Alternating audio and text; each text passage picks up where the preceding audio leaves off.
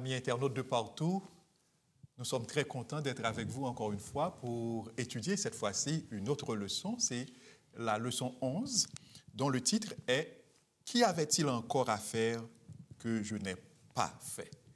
C'est encore l'équipe constituée de frère Michael, frère Georges et votre serviteur Paul qui est avec vous pour approfondir cette leçon. Mais juste avant, comme d'habitude, nous allons prier. Oui. Car on ne peut pas comprendre la parole de Dieu de par sa propre intelligence. Il faut l'Esprit de Dieu pour comprendre la parole de Dieu. Demandons à Dieu son Esprit, frère Georges. Souverain de l'univers, roi des rois, Seigneur des seigneurs, on te demande, s'il vous plaît, de nous guider dans cette révision de cette étude et que nous pouvons garder ce message que tu as pour nous aujourd'hui. Accompagne-nous, s'il vous plaît, et reste aussi avec chaque internaute qui prend du temps pour étudier ta parole. Bénis-nous, accompagne-nous, Seigneur, et accorde-nous abondamment ton Saint-Esprit. Nous te prions dans le puissant nom de Jésus. Amen. Amen. Amen. Qu'y avait-il encore à faire que je n'ai pas fait? Cette phrase, nous la retrouvons dans Ésaïe chapitre 5, les versets 1 à 4. Je lis, je chanterai à mon bien-aimé le cantique de mon bien-aimé sur sa vigne. Mon bien-aimé avait une vigne sur un coteau fertile. Il en remua le sol, ôta les pierres et y mit un plant délicieux. Il bâtit une tour au milieu d'elle et il y creusa aussi une cuve. Puis il espéra qu'elle produirait de bons raisins. Mais elle en a produit de mauvais. Maintenant donc, habitants de Jérusalem et hommes de Juda, soyez juges entre moi et ma vigne. Qu'y avait-il encore à faire à ma vigne que je n'ai pas fait pour elle? Et cette phrase va être reprise aussi à travers une parabole de Jésus-Christ trouvée dans Matthieu 21, les versets 33 à 39. Avec ce titre, on peut comprendre, ici toujours dans le contexte de l'amour et de la justice de Dieu, que Dieu, lui, de son côté, il fait toujours tout ce qu'il doit faire. On ne peut rien reprocher à Dieu. On ne peut pas dire à Dieu, mais non. Écoutez, il y a cette partie-là. Dans cette partie, si vous aviez fait cela, les choses auraient été meilleures ou bien les choses seraient allées mieux. Non. Dieu fait toujours tout ce qu'il doit faire de son côté. Il semble que vous n'êtes pas d'accord, frère Georges? Non, je dirais que Dieu fait tout ça, il y avait plus même, on pourrait dire. Ah, ok. Dieu fait toujours encore plus. Bien sûr, parce que tout au long de l'histoire, comme tu as cité l'amour et la justice de Dieu, nous avons réellement, j'en suis sûr, vu et senti l'amour de Dieu. Ouais. Donc, dans l'un des textes qu'on a lu dans l'une des leçons passées, et je crois que c'est dans Malachie, où le prophète a dit « Vous faites de la peine à Dieu. Vous faites de la peine à Dieu. » En accusant Dieu d'injustice, tout ça. Alors, le verset à mémoriser, nous le trouvons dans Jean 18, verset 37. Pilate lui dit « Toi, tu es donc roi ?» Jésus répondit « C'est toi qui le dis, je suis roi. Et moi, je suis né et je suis venu dans le monde. Dans le monde, c'est pour rendre témoignage à la vérité. Quiconque est de la vérité entend ma voix. » Bon, on va mieux comprendre le verset à mémoriser dans le contexte de la leçon à travers les différentes parties que nous aurons à explorer. On raconte une petite histoire, une petite anecdote dans l'introduction de la leçon. C'est un enfant qui avait des parents malades. Alors, il y avait la peste qui faisait rage dans un royaume. Et les parents de cet enfant étaient atteints de peste. Et le roi a envoyé ses agents pour prendre les parents malades et les séparer du reste de la maisonnée, les séparer des enfants. Et l'enfant a grandi, et tandis qu'il grandissait, il ne voyait pas ses parents, et quand il demandait des comptes, on lui disait « Ah bon, ce sont les agents du roi qui étaient venus prendre tes parents, et depuis là, on ne sait pas ce qu'ils sont devenus. » Et l'enfant grandissait là avec une certaine haine dans son cœur contre le roi. Méchant roi. Hein? Oui, c'est un roi méchant. Ah, il a fait disparaître mes parents. Jusqu'au jour où il a appris la vérité. En fait, les agents du roi étaient venus chercher les parents juste pour protéger le reste de la maisonnée, pour ne pas laisser les enfants être contaminés par la peste. En quelque sorte, Denis, le garçon orphelin de l'histoire, il haïssait à tort le roi. Au contraire, il devait l'aimer. Et quand il a appris la vérité, il a arrêté de haïr le roi pour l'aimer. Oui, parce qu'il s'est rendu compte que ce que faisait le roi, c'est protéger sa population, incluant lui-même. Lui-même. Donc, le roi a agi par amour. Amour. Est-ce que nous ne sommes pas des Denis aujourd'hui? Avec un grand oui, je répondrai. Ouais. Mais j'essaie de me mettre un peu à sa place et de voir qu'au fil des années, finalement, cette haine-là ronge intellectuellement, mais physiquement aussi. Mais c'est vrai que parfois, on pourrait peut-être se dire, tant de souffrance, qu'est-ce qui se passe? Où est Dieu? Où est Dieu? On va te poser cette question-là. Ouais. Si Dieu est bon, pourquoi il se passe tant de choses C'est horrible. C'est horrible, c'est horrible. Il y a une note dans l'introduction que j'aimerais bien lire. Aujourd'hui, beaucoup de gens voient Dieu comme Denis voyait le roi. Le mal qu'ils ont vécu les amène à haïr Dieu ou à le rejeter. Où est Dieu dans la souffrance? Ce sont des questions qu'on se pose. Si Dieu est bon, pourquoi y a-t-il autant de mal? Telles sont les questions qu'ils posent, que ces gens posent. Le conflit cosmique nous éclaire, mais de nombreuses questions demeurent. Alors, quand toutes nos tentatives de réponse nous laissent insatisfaits, regardons à la croix, regardons Jésus à la croix et nous verrons en lui que l'on peut faire confiance à Dieu malgré toutes ces questions qui demeurent sans réponse pour le moment. En d'autres termes, la croix est la réponse ultime. Mais qu'est-ce qui est présenté à la croix?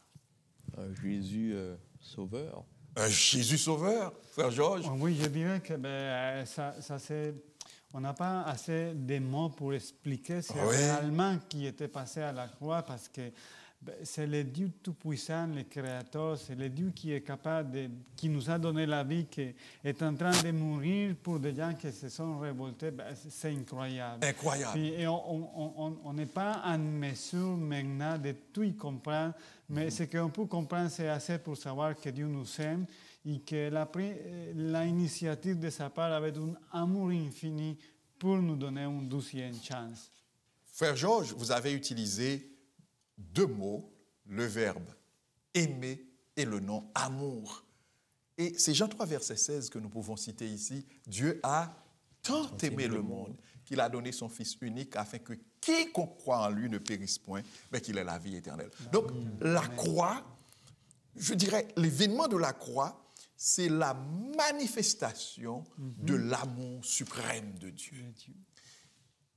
Il n'y a pas, comme Jésus l'a dit, il n'y a pas de plus grand amour que de donner sa vie pour autrui.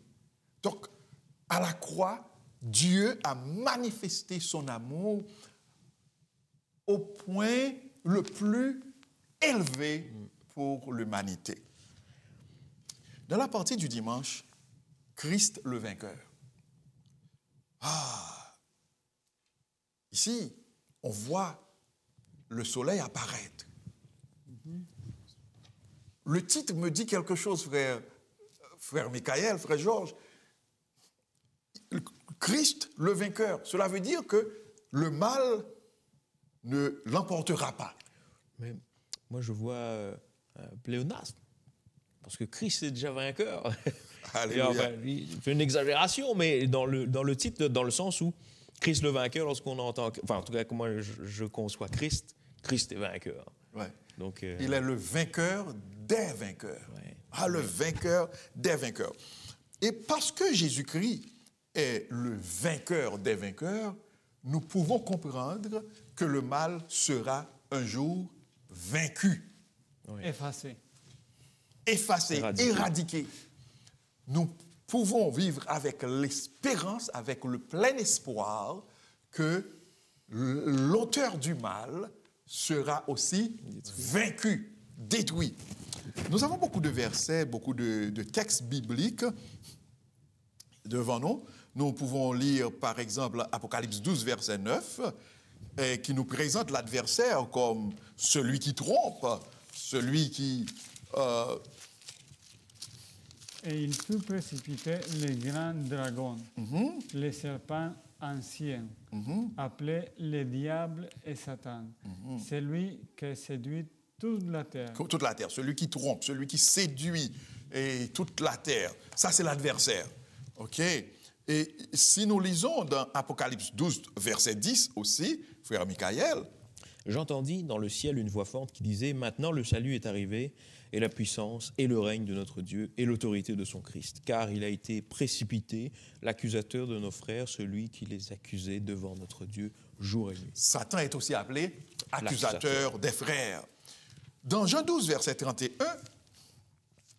Jésus l'appelle aussi, Jean 12, verset 31. Est-ce que frère Georges a trouvé? Sinon... Oui, je peux le lire. Maintenant, à lieu de jugement, maintenant est où le lieu de jugement de ce monde. Maintenant, le prince de ce monde sera jeté dehors. Jésus appelle Satan le prince de ce monde. Mais pas le prince absolu de ce monde. C'est un usurpateur. Usurpation, oui. C'est un usurpateur. Et c'est pourquoi le texte continue pour dire « Il sera jeté dehors ». Alléluia. Et il s'est révolté contre Dieu dans le ciel. Il a été précipité. Jésus l'a précipité. Dans Apocalypse 12, c'est ce que nous lisons à partir du verset 9. À partir du verset 7, Apocalypse 12, nous pouvons lire à partir du verset 7. « Il y eut guerre dans le ciel. Michel et ses anges combattirent contre le dragon, et le dragon et ses anges combattirent, mais ils ne furent pas les plus forts. » Le dragon et ses anges combattirent, mais ils ne furent pas les plus forts. Donc, qui était le plus fort? Dieu. Michael. Michael. Il y eut guerre dans le ciel. Michel et ses anges combattirent contre le dragon. Et le dragon et ses anges combattirent. Mais le dragon et ses anges ne furent pas les plus forts. Et leur place ne fut plus trouvée dans le ciel.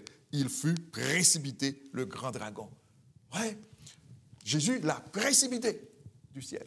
Et il a reçu, et malheureusement, il a été reçu par nos premiers parents, particulièrement sur Terre, sur notre planète, sur la Terre. Mais là encore, Jésus l'a vaincu. Exact. À la croix, Jésus a vaincu Satan. Amen, amen. Jésus a vaincu Satan. Il y a des gens qui ne peuvent pas comprendre, mais parler de quelqu'un qui a subi cette mort ignominieuse, et la mort de la croix, comment parler de victoire? Or, Hébreux 2, verset 14. Hébreux 2, verset 14. Frère Michael, vous pouvez lire pour nous, s'il vous plaît? Bien sûr. Hébreux 2, versets 14 et 15. Hébreux 2.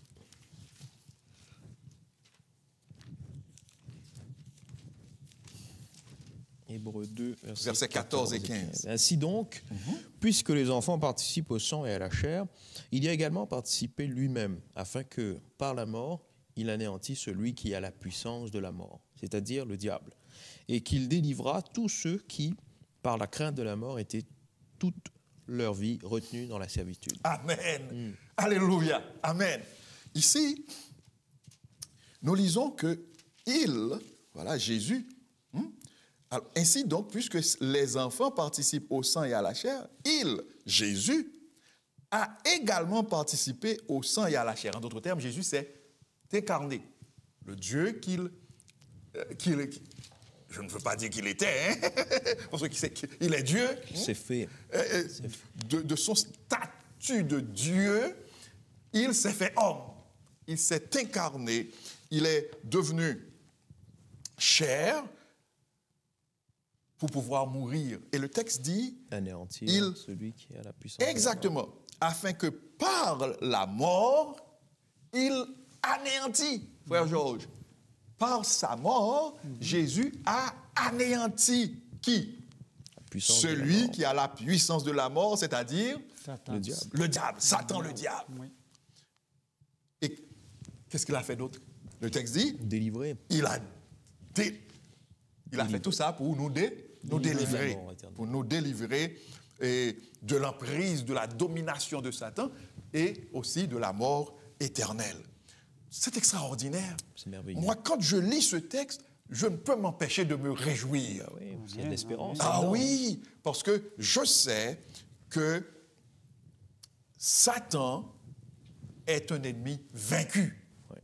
Vaincu. Jésus l'a déjà vaincu. Et nous tous, bien-aimés, alors, et frère Georges, et frère Michael, et moi, nous tous, et vous, chers internautes, nous devons tout simplement, comme nous le lisons dans l'introduction, dans la partie du dimanche, il nous suffit de nous réclamer de la victoire de Christ. Amen. Pour nous-mêmes chaque jour, à chaque instant, et de nous réclamer des promesses que la croix nous a offertes. Pourquoi? Parce que Satan est un ennemi déjà vaincu. Quoi qu'il fasse, il sait que ses jours sont comptés. Par la mort de Jésus sur la croix, il est anéanti. Je vois. C'est extraordinaire. Satan est un ennemi vaincu. Il a été anéanti, réduit à rien, réduit à néant. Oui, parce qu'un ennemi... Par la victoire de Jésus. Un ennemi vaincu pour faire rien. Amen. Ben oui, mais ça, moi, je le vois comme une invitation à se rapprocher de Dieu. Amen. Jésus nous tend la main Amen. quotidiennement pour nous dire « Venez à moi, vous tous qui êtes fatigués et chargés, vous donnerez du repos. » La réalité est telle que parfois on se sent accablé par les difficultés au quotidien, on se sent malmené par la vie, mais on doit se rappeler, comme tu l'as si bien dit, que la victoire déjà acquise. Oui, la victoire a déjà été remportée par notre Seigneur Jésus. Nous rapprocher de Dieu.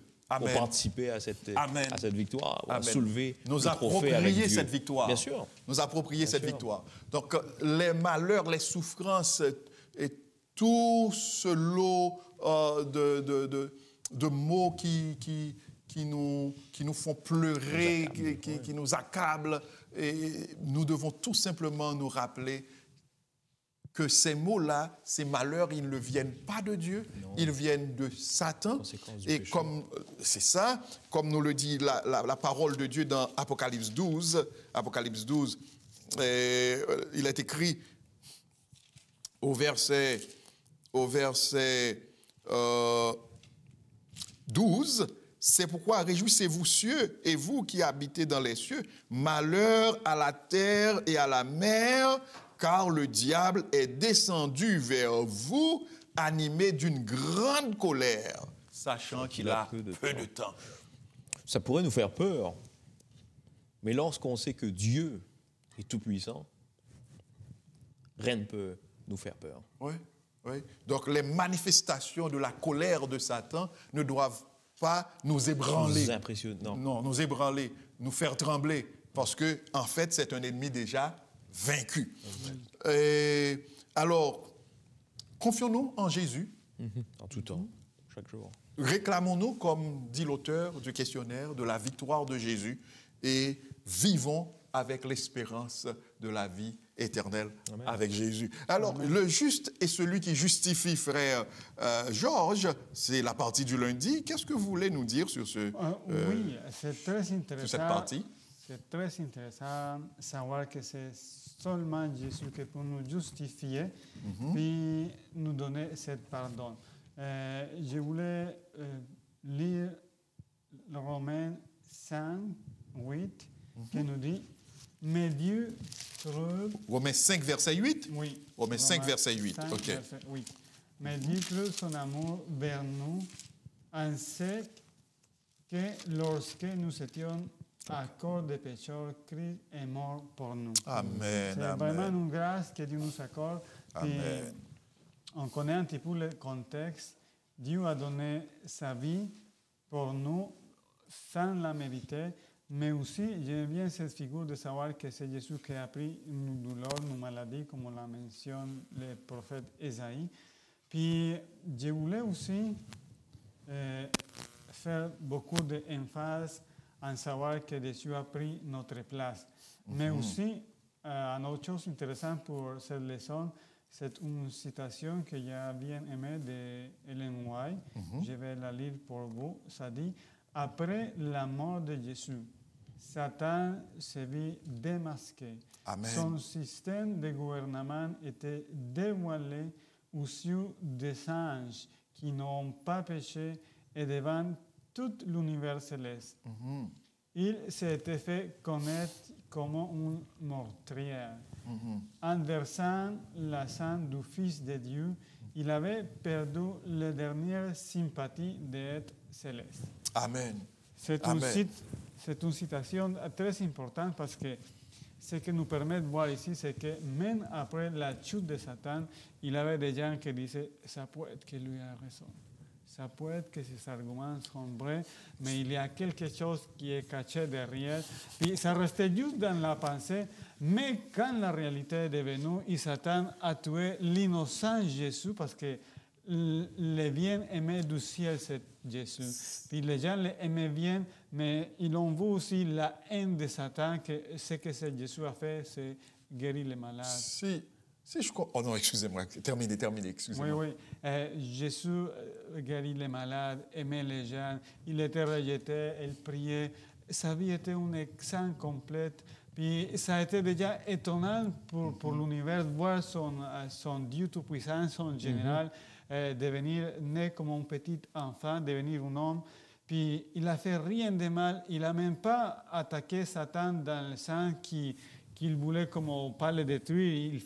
Il accomplissait simplement une mission, mais il voyait la haine de Satan, les attaques, la souffrance qu'il a multipliée pour donner plus de douleur à Jésus.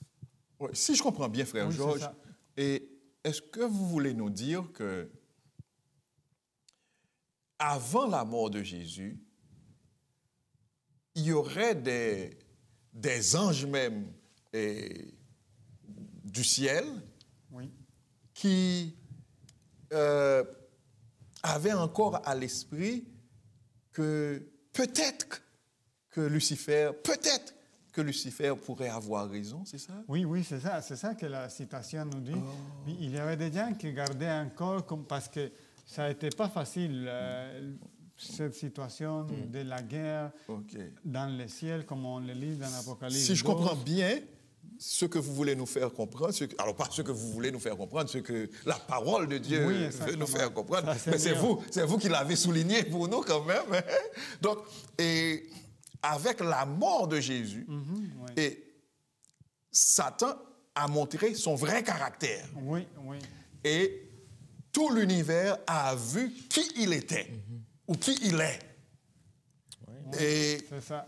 le meurtrier qu'il est. Il s'était fait connaître comme un meurtrier. Un meurtrier. Un meurtrier. Un meurtrier. Celui qui n'a non seulement meurtrier, on dirait régicide, on dirait tout, parce qu'il a osé s'attaquer à la vie du roi de l'univers, du souverain de l'univers. Au Créateur. Au Créateur. Ou lui-même qui a donné la vie.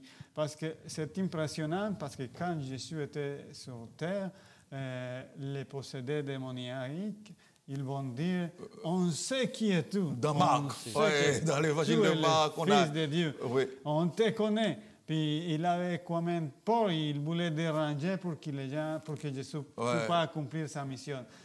Puis les gens qui... c'est un petit peu compliqué pour nous de voir ça parce qu'il y a des autres intelligences ailleurs, mais ils voyaient la façon comment Satan a osé tuer l'élément de Dieu pour prendre sa place, pour la vengeance, pour la haine.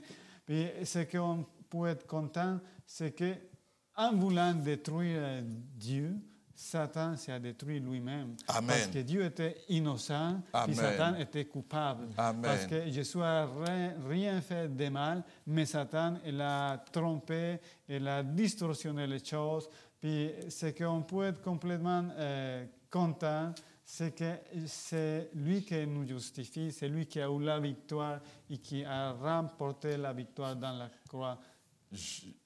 Jésus est le juste. Oui. Il est aussi celui qui justifie, qui nous justifie. Et comme le dit Jean, dans 1 Jean chapitre 2, le verset 1er. 1 Jean chapitre 2, le verset 1er. Mes petits enfants, je vous écris ces choses afin que vous ne péchiez point. Et si quelqu'un a péché, nous avons un avocat auprès du Père, Jésus-Christ, le juste. Le juste. Donc, si nous voulons être justes, nous ne pouvons l'être qu'à travers Jésus. Qu'à travers Jésus. Amen. Parce que tout homme est pécheur. Tous ont péché et sont privés de la gloire de Dieu. Et j'aime ce texte de Paul dans Romains 5, verset 16, qui dit « Après une seule offense, voilà, il n'en est pas du don comme de ce qui est arrivé par un seul qui a péché. » Romains 5, verset 16. Après une seule offense, c'est après une seule offense que le jugement est devenu condamnation, tandis que le don gratuit devient justification après plusieurs offenses. Amen. Donc, même si frère Georges avait commis un seul péché, il aurait été toujours considéré comme coupable. Même si, vous voyez ça? Le jugement est devenu condamnation après une seule offense. On n'a pas besoin de commettre 1 million de péchés pour être condamné. Oui, c'est ça. Une seule offense. Cependant, Jésus s'est donné à notre place. Et même après nos milliers, nos millions, nos milliards de péchés, nous pouvons avoir le pardon et la justification en Jésus-Christ. Alors on peut se poser la question de départ, qu'y avait-il encore à faire que je n'ai pas fait? Si Dieu est allé jusque-là, jusqu'à se donner pour nous donner la vie, il peut bien dire, qu'y avait-il encore à faire que je n'ai pas? Il n'y a rien de plus à faire. Très bien. Alors, frère Michael, vous avez terminé avec la partie. Ok, bon, frère Georges. Et alors, frère Michael, parlez-nous un petit peu de ce chant-là, le chant de mon bien-aimé. Le chant de mon bien-aimé. Ah oui. On fait référence ici à Ésaïe 5, verset 1 à 4, comme on l'a vu au début de notre étude. Et dans le cadre du conflit cosmique, Dieu a manifesté son amour, sa justice de manière remarquable. On l'a souligné. Amen. Une question persiste. Aurait-il pu, ou dû peut-être, en faire davantage pour prévenir, éradiquer le mal? Et le récit biblique montre que Dieu agit en respectant le libre arbitre qu'il nous offre à tous. Il est essentiel, ce libre arbitre est essentiel à la relation d'amour authentique qu'il y a entre lui et l'humanité, et il agit également dans le cadre de règles morales afin que son caractère soit justifié, comme on l'a vu. Et parce que des gens, même ceux qui sont dans son camp, pourraient porter certaines accusations contre lui, contre Dieu. Et ce conflit ne peut être résolu que par une démonstration d'amour qui est tangible. Et nous l'avons martelé et souligné durant ce trimestre, c'est le sacrifice de Jésus-Christ, sacrifice d'amour. Amen. Isaïe 5, versets 1 à 4, Isaïe présente un cantique où il compare Israël, le peuple de Dieu, à une vigne qui appartient à un propriétaire qui est Dieu. J'en dis pas plus parce que la partie de mercredi aussi donne un détail assez important, mais ici, ce qui est intéressant de souligner, c'est que Dieu exprime sa déception et demande au peuple de juger. Dans le verset 4 d'Isaïe 5, verset 4, oui. nous l'avons beaucoup lu. Hein. Qu'y avait-il encore à faire à ma vigne que je n'ai pas faite pour elle? Pourquoi, quand j'ai espéré qu'elle produirait de bons raisins, en a-t-elle produit de mauvais? Donc, faisons une application pratique, frère Michael. Oui. Dieu a fait tout ça. Tout. Pour qui? Ben, il a fait ça pour son peuple. Bon, si nous prenons littéralement le texte, il a entretenu sa vigne, il a pourvu pour un système qui était prêt à faire sortir une production très importante de Alors, vous avez répondu à pourquoi? Oui. Je suis allé loin. J'ai dit pour qui? Oui, mais voilà, c'est l'objectif ici, c'était de mettre à disposition tout un mécanisme pour son peuple. Amen. Pour sauver son peuple. Pour son peuple. Amen. Et j'aimerais quand même... Son peuple ici, bon. Oui, moi, je suis un petit peu tatillon, là. Oui. Oui. Et son peuple, ça, c'était le peuple d'Israël. Oui. Mais pour vous et moi, pour les internautes aujourd'hui, qu'est-ce qu'il a fait? Frère, vous posez cette question? Non, je rigole. Mais oui, mais il a donné son fils. Il a fait la même chose pour nous. Il a donné son fils. Le texte va continuer. Mais avant, j'ai répondu rapidement, mais avant d'y aller vers ce sens, j'aimerais quand même souligner des choses importantes, les soins prodigués à la vigne. La préparation du terrain que Dieu a accompli, qui représente son œuvre constante pour guider, protéger son peuple. Il y a la plantation, il a trouvé les meilleurs plans pour illustrer qu'il a choisi un peuple, que ce peuple a été élu, béni par la loi, par les prophètes, et la construction d'une tour, comme le texte nous le montre. Une tour de protection. Une tour de protection, un pressoir, qui montre que ce Dieu-là voulait protéger de façon divine et éventuellement anticiper une récolte fructueuse. Mais le résultat, malheureusement, était assez décevant. Oui, le peuple se rebellait toujours. Exact. Mais ma question revient là. Et pour nous, aujourd'hui, bon, ça c'est Israël. On se rappelle comment Israël s'est rebellé. On se rappelle, bon, voilà, si on va dans Daniel 8 et 9, on sait qu'un temps a été fixé pour ce peuple, 490 années, et dans la grande chaîne prophétique des 2300 soirs et matins. Mais maintenant, bon, le peuple, je dirais, a épuisé sa provision de patience. Bon. Et pour nous, aujourd'hui, qu'est-ce qu'il a fait? Vous avez commencé à m'éclairer. Vous avez dit qu'il a donné son fils Jésus. Exact. Et comment est-ce qu'aujourd'hui, nous pouvons nous-mêmes bénéficier de ce sacrifice de la part de Dieu? Eh bien, moi, comment je le vois, comment je le conçois, c'est l'application de la croix. À travers Jésus, bien avant ça, il y avait le libre arbitre que Dieu nous avait accordé. Je me rappelle, nous avons étudié le libre arbitre dans l'une des leçons passées. Exact. Et ce libre arbitre-là, en quelque sorte, nous offre deux voies. Donc, loin de Dieu, proche de Dieu. C'est comme ça que je le conçois. Et proche de Dieu, c'est s'imprégner de sa parole, s'imprégner de son amour, ressentir son amour pour nous, parce que... accepter la vie qu'il nous donne en Jésus. Exactement. Et je pense que Le salut qu'il nous donne en Jésus. nos vies en témoignent à travers nos expériences, à travers les encouragements que nous pouvons donner aux autres, que ce Dieu vivant transforme les cœurs et Amen. offre une délivrance au-delà du péché qui est imprégné en nous, finalement. Donc, il y a une liberté possible, il y a une victoire possible en Dieu. Donc, À travers je ne sais pas si ça peut, ça oui, peut répondre. non, tu as répondu parfaitement à ma question. Mais en tout cas, c'est ça. L'essentiel de cette partie-là revient à Jésus. Amen, amen, amen. Donc aujourd'hui, chers amis, chacun a la possibilité, a le libre choix de choisir ou de rejeter Jésus, de choisir la vie ou de choisir la mort. Mais je sais que par la grâce de Dieu, vous tous qui nous écoutez, et vous tous qui nous suivez, et vous tous qui étudiez cette leçon avec nous, vous êtes des gens intelligents et vous allez choisir la vie. Amen. Vous allez choisir Jésus. Vous allez choisir la vraie liberté.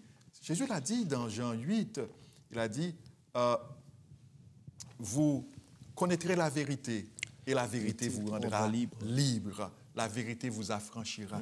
Cette vérité, c'est Jésus. Amen. Jean 14, verset 6, je suis le chemin, la vérité et la vie. Nul ne vient au Père que par moi. Gloire à Dieu. Merci, frère Michael. Donc, nous avons bien compris cela. Vous nous avez bien expliqué, et frère Georges et frère Michael, les premières parties. Alors, nous passons à la toute prochaine. Là, c'est la partie du mercredi. Et je me tourne vers frère Georges pour nous parler un petit peu de la parabole de la vigne. Oui, on trouve ici une situation très intéressante et que chacun de nous, on peut être identifié dans cette parabole. Et l'important, c'est, comme tu as déjà mentionné, on a toujours le choix de faire les bons choix. Dans cette parabole, je vais résumer un petit peu parce que le temps nous presse. C'est Jésus qui est confronté avec les pharisiens et les scribes. Il va raconter une histoire parce que, rappelons-nous, Jésus était le maître des maîtres. Puis il va, par cette histoire de cette parabole de la vie que notre frère Michael nous a déjà parlé un petit peu, qu'il n'y a rien de plus à faire par cette parabole. Je vais mentionner un petit peu que Jésus a mentionné qu'après avoir fait tout ça, il a laissé certains gens pour travailler sur sa vigne, puis il est parti. Puis, comme ça a été d'espérer, il a envoyé des serviteurs pour avoir les fruits de la production de la vigne. Mais cet ouvrier était méchant. Ils l'ont frappé et ça nous dit qu'ils l'ont tué quelques-uns. Puis ça a été passé par 2 fois. Mais la 3e fois, il a réfléchi plus, il a dit, ils n'ont pas pris le respect pour mes employés, on pourrait dire d'une façon, pour mes travailleurs. Je vais envoyer mon fils bien-aimé. Ils vont le respecter et ils vont me rendre les fruits. Mais horreur des horreurs, ce qu'ils l'ont fait, cette ouvrière, ce vigneron, on dit, voici l'héritier, on va le tuer et on va prendre possession de la vigne. C'est ça qu'ils ont fait. Et Jésus leur pose la question, après, qu'est-ce que vous pensez que va faire le propriétaire de la vigne? Ils ont tout de suite donné la réponse. Il va exécuter misérablement ces méchants gens et il va donner sa vigne à des gens qui vont apporter leurs fruits à leur temps. Ce n'était pas Jésus qui a eu besoin de condamner ces méchants hommes qui étaient en train de l'accuser et qui étaient en train de... Vous êtes en train de nous dire, frère Georges, que les pharisiens, ces gens-là, les scribes, se sont condamnés eux-mêmes. Eux-mêmes, c'est justement. Okay. Ils ont prononcé eux-mêmes leur propre condamnation. J'avais appris quelque chose, c'est que chacun de nous a choisi notre propre châtiment. Et cette parabole nous demande que quand on s'éloigne de Dieu, c'est ça qui arrive. Nous-mêmes, on choisit notre châtiment. Ça va être pas même Dieu qui choisit le châtiment pour nous, c'est nous-mêmes qui choisissons notre châtiment, notre punition. Et c'est triste parce que c'est ça, c'est pas ça que Jésus voulait. J'ai une question. J'ai une question. Oui, oui. Dis-nous. Frère Michael nous a expliqué comment Dieu a tout fait pour Israël, comment, quel plan il a choisi, etc., comme une vigne. Mais aujourd'hui, est-ce que Dieu prend soin de nous comme il prenait soin du peuple d'Israël?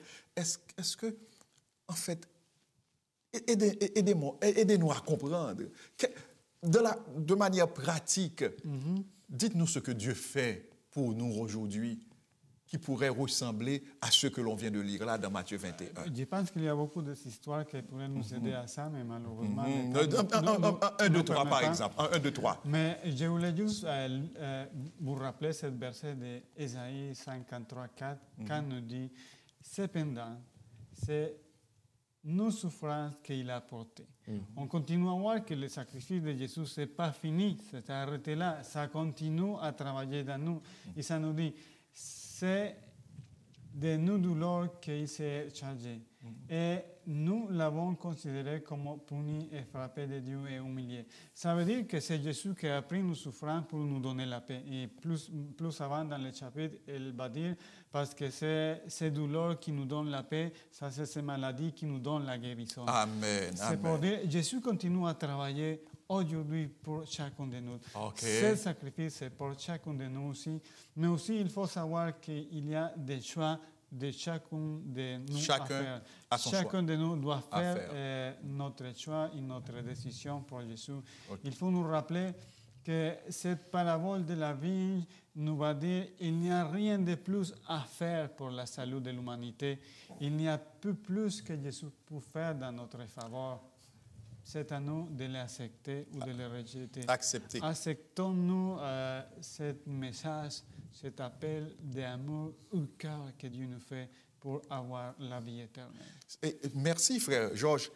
À travers aussi cette parabole, nous pouvons comprendre que Dieu est un Père responsable. Oui, oui. Un Père responsable, un Père pourvoyeur. Il ne nous dit pas seulement accepter le sacrifice de mon fils et c'est tout. Non, il nous donne sa parole. Et Jésus, avant de remonter au ciel, il a dit, je m'en vais au Père, mais je ne vous laisserai pas orphelin. Je vous enverrai un autre consolateur, le Saint-Esprit. Dieu nous donne sa parole.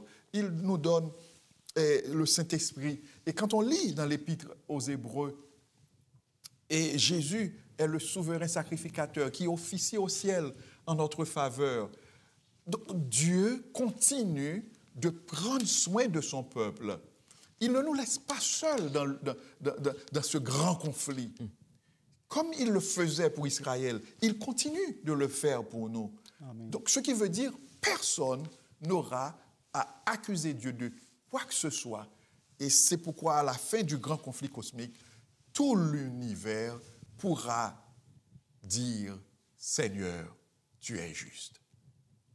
Alors, nous sommes à la partie du jeudi.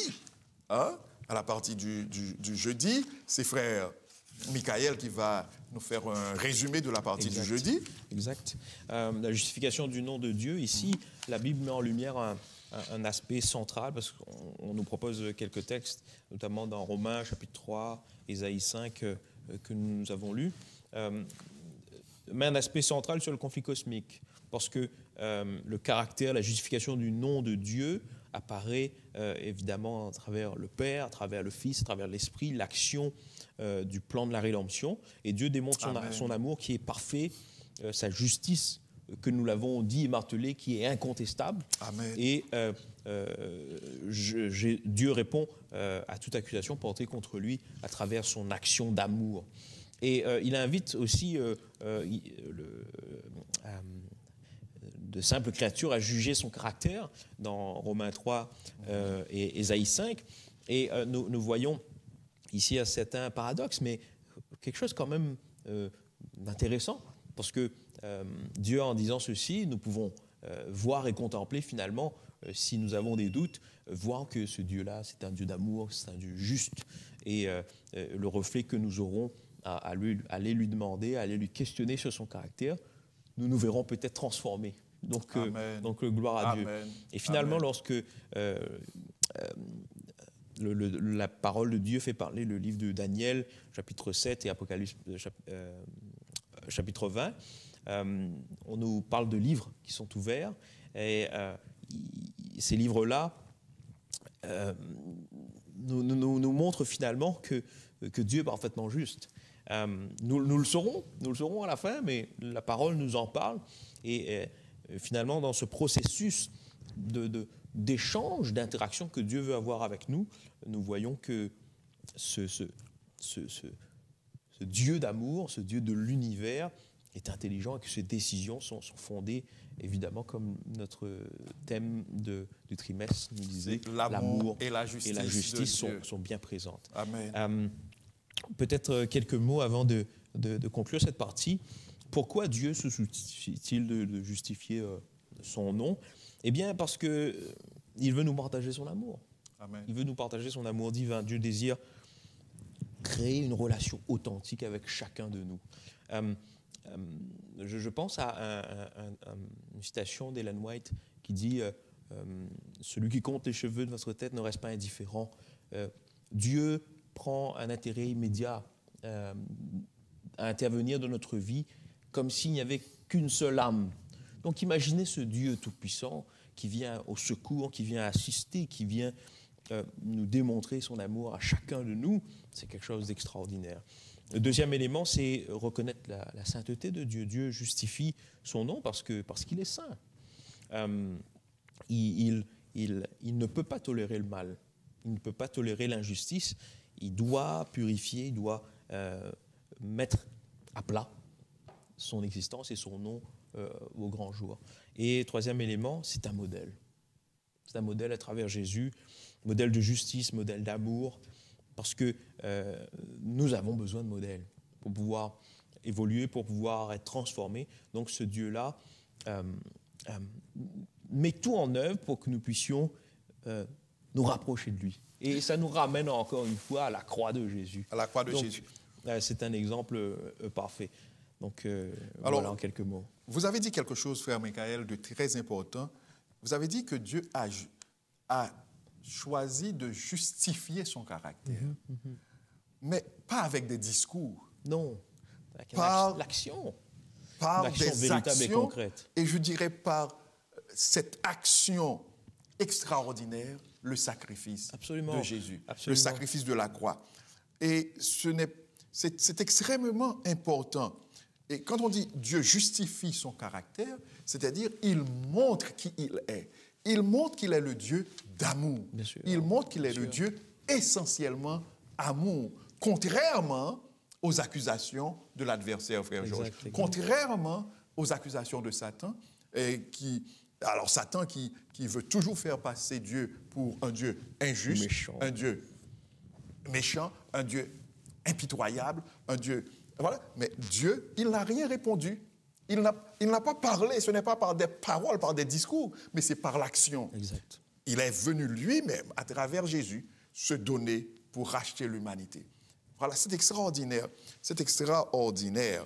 Alors, ce Dieu, il veut être le Dieu de chacun de nous. Il veut, comme frère Michael l'a dit, prendre soin de chacun de nous. Absolument. Il veut entretenir des relations personnelles avec chacun de nous. Et il le fait. Il le fait. Il le fait. Et nous lisons dans la partie du vendredi, tout ce qui nous a troublés dans les dispensations divines deviendra clair, ainsi que les choses difficiles à comprendre. Les mystères de la grâce nous seront dévoilés.